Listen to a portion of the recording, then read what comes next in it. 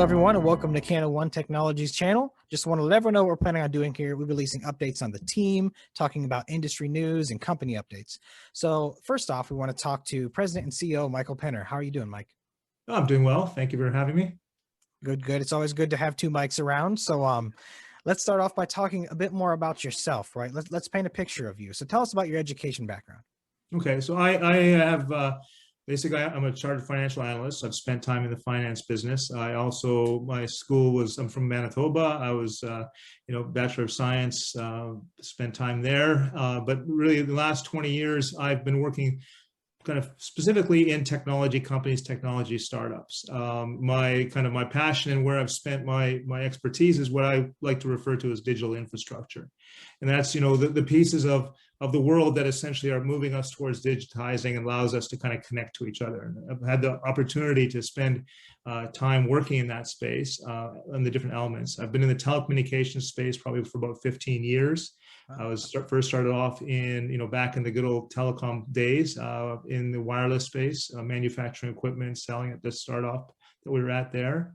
I then moved to the Middle East, where I built a broadband wireless company, and in the WiMAX space. They were very exciting. And a lot of what we see today and kind of what I'm seeing with the potential that what we're looking to do at Canada One is kind of based on a lot of those experiences. And I've also been very involved in data analytics.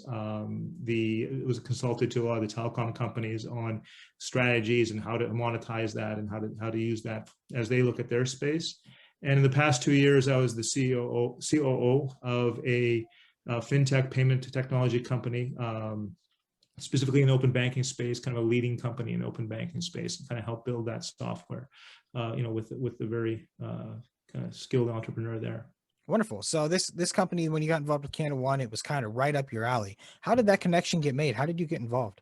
Yeah, well, it's kind of knowing the groups and the investors, the people involved in it, and the industry is changing, the technology is changing quite a bit, and I think that we're really at a point. And everybody that knows me and the kind of the people that brought me in know that my focus has always been on emerging markets, on essentially where that's going, and really kind of the inclusion. What's going to happen when everybody gets to use this technology, and what can happen, and obviously the excitement of monetizing that. So when this kind of opportunity came, and it was really, I've been talking to everybody about this for quite some time. Listen, financial services in these markets are going to expand. And we like to use the word leapfrogging, but I think you've seen that. We've seen that in technology quite a bit. And we saw that in the mobile space. Mobile penetration in these markets has actually, got to 100% numbers and 80% numbers faster than it did in Canada. So, the very aggressive technology adopters there. Places like the Philippines are actually what, for those people that remember, when WhatsApp was bought for $18 billion by way back when, it was because of the emerging markets. It was because of the tremendous penetration they got in markets like the Philippines. And that's really kind of what's driven it. So that's where I came from. I'm a nuts and bolts guy. I've pulled cable in these countries. I've gone in. I'm very experienced at getting licenses. So this is kind of where they've asked me to come in and certainly fit with the team that's been executing for a while. Okay, cool. So you kind of answered my next question, which is kind of, what does your role look like on the day-to-day? So are you doing pretty much that stuff? Yeah, I mean, it's like right now, if you can tell, there's kind of a three-part strategy here. And certainly from the last press releases that we've put out, you can see that we're looking at the markets, we're finding companies that are kind of that we can get involved in and that we can participate in. And the overall strategy is, I kind of call it almost like the anti-VC.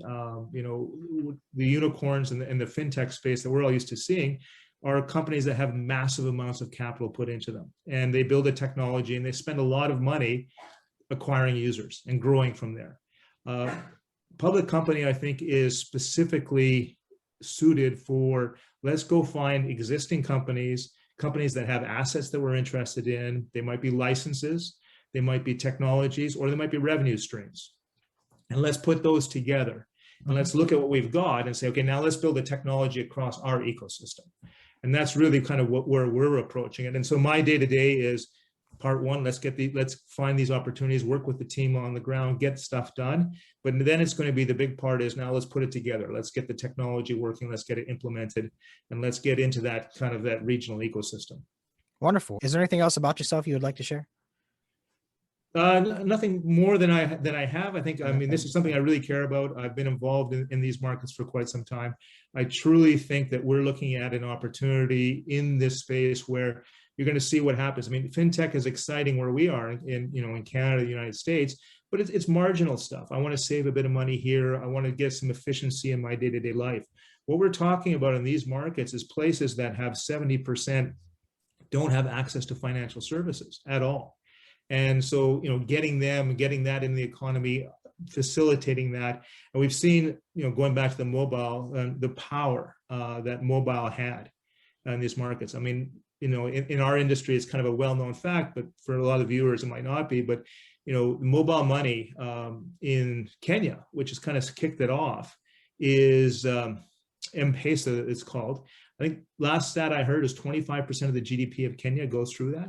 Wow. So we've seen tremendous effect of this, and there's some really exciting technologies, exciting people, and we're really looking forward to being part of that. Wonderful, Mike. Well, thank you for your time. Thank you, everybody, for watching. Don't be afraid to like, subscribe, and leave a question or two. So we'll be happy to answer anybody's questions. Mike, thank you so much for your time.